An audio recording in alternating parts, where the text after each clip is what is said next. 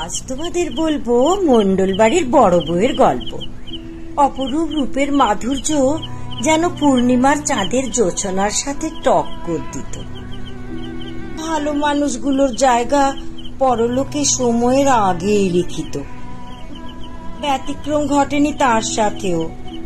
সব ধরনের মাছ খেতে বড়ই ভালোবাসত সে।